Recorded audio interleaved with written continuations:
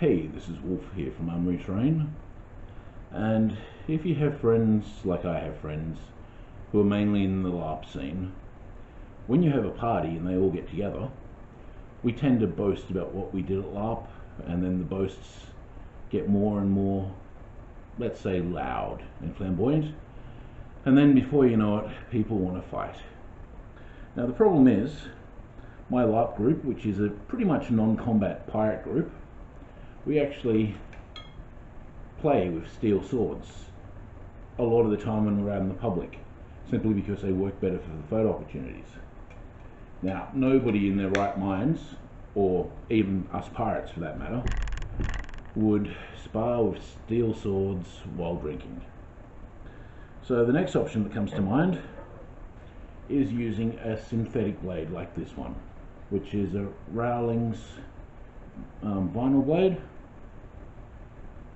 Lots of hand protection, won't cut anybody. It will, however, knock out teeth and break bones if you land blows the wrong way. So armour is needed.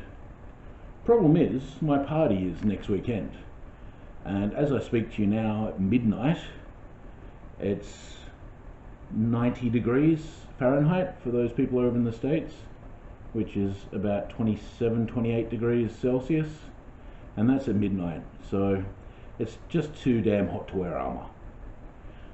So the synthetic swords are out, except for maybe the very first part of the night when people are still very sober. Okay, what other options do we have? We have ye old Larp cutlass. This one has been through the wars for about 5 or 6 years now, and it's pretty beat up, and you know, it's nearing the end of its life, but doesn't have a thrust tip on it, and it's still a $100 sword. So I'm not that keen for drunks to be smacking each other, especially the non-larpers that will want to play, with my sword and tearing the end of it off, or worse still, stabbing somebody and doing damage to them.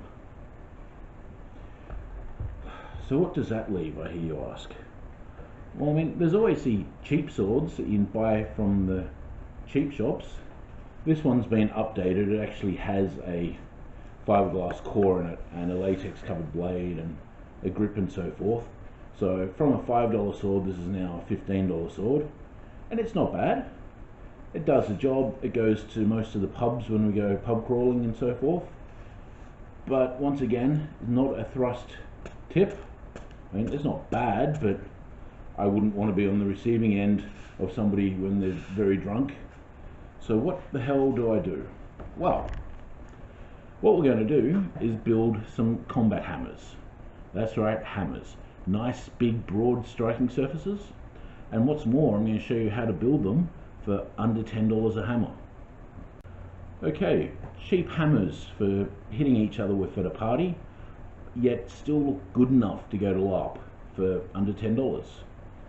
Right then, I went down to Clark Rubber today, and they cut me 2 chunks of upholstery foam. You know, the nice soft stuff that you can compress without killing anybody. And this stuff is 300 millimeters long by 125 millimeters high and 100 millimeters deep. So this should make a fairly good hammerhead, and it won't hurt any of the drunks too much. Then at my local Aldi shopping centre, I was able to pick up a 6-pack of the camping mats, EVA foam, and I'm going to use 1 out of 6 for both hammers. So at the moment we're looking at $2 for this lump of upholstery sponge, about $1.50 for a single sheet of this foam. I'm then going to be a little bit extravagant and use a fiberglass camping pole, mainly because I have a whole bunch of them in stock. To buy them new will set me back about $3. So what's that? $2, $3.50, $6.50 so far in materials. We'll also probably use a whole roll of electrical tape, which, you know, is a princely sum of 70 cents or so. We'll also need some cardboard to draw up the template on. Cardboard is free. In my case, it's the remains of a frozen pizza box.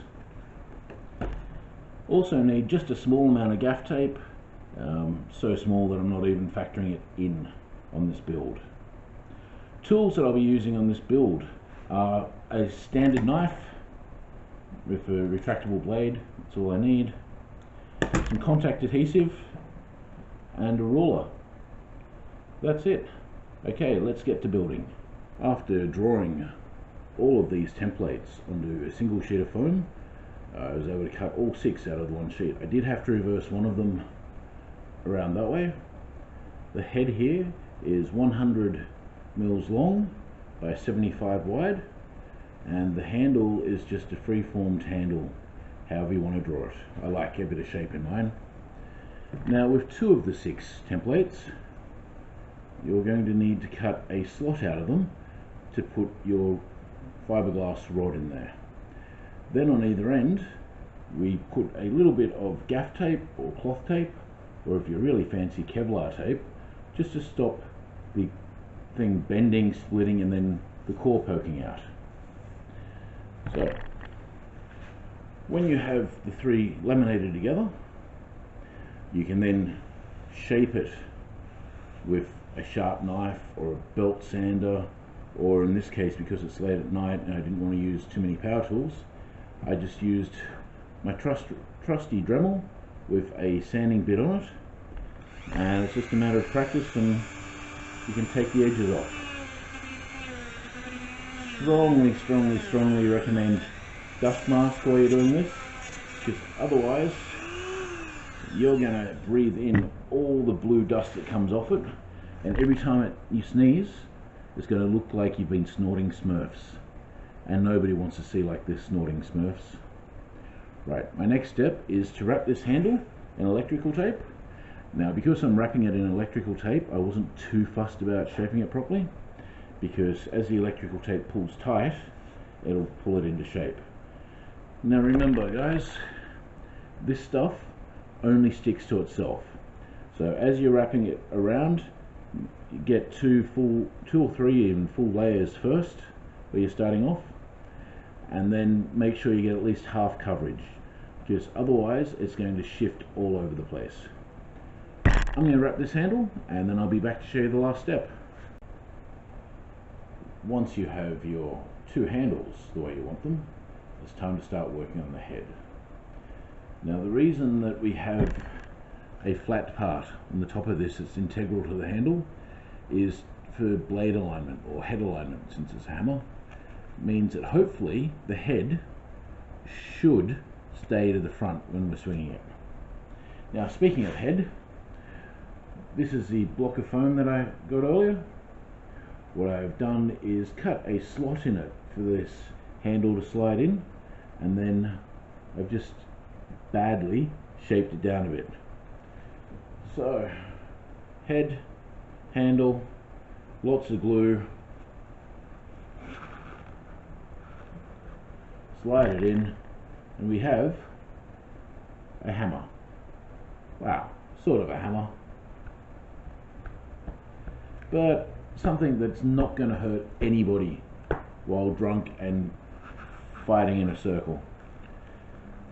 So I'm going to glue this together, and then I'll pretty it up a bit and I'll show you the final product. Well, here I have the sponge painted with a mix of brown acrylic paint, which is just your standard cheap poster paint, and some liquid latex. The latex is completely optional. I'm just using it because I've got half a jar of latex left and it goes bad in the heat here in Brisbane over summer. I'm lucky I've still got any of it in the liquid. So this is going to take probably 2 days to dry. Better not take 3 because I need it on Saturday. Today's Wednesday now, morning. Yeah. Was Tuesday night, now Wednesday morning. So all I've done is put a couple of extra layers of paint and latex on the 2 striking surfaces, and when it is fully dry, I'll probably paint some war paint and orcish symbols on there, and these lines which were electrical tape and now taped over with masking tape will get a silver or rusted coat, just to make them look like iron bands holding on a wooden maul head. Still not really sure what I'm going to do with the handle.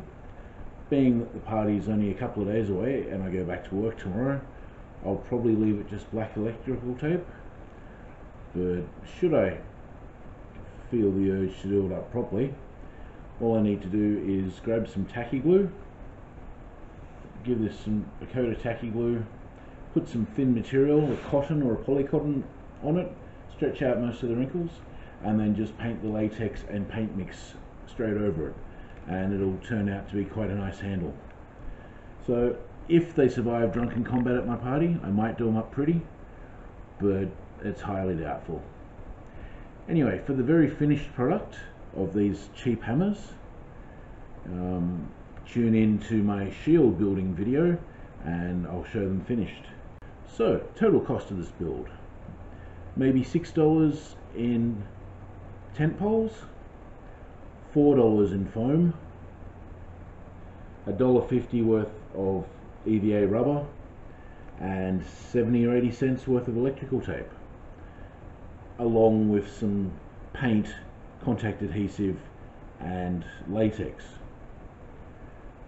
So yeah, total cost for the two hammers came in at under $12, so $6 a hammer. That, my friend, is not bad for a cheap toy that I'm going to use at my birthday party and beat people with all night. Okay, I hope you've had a little bit of fun watching how I build these hammers. So please, go out there and build something.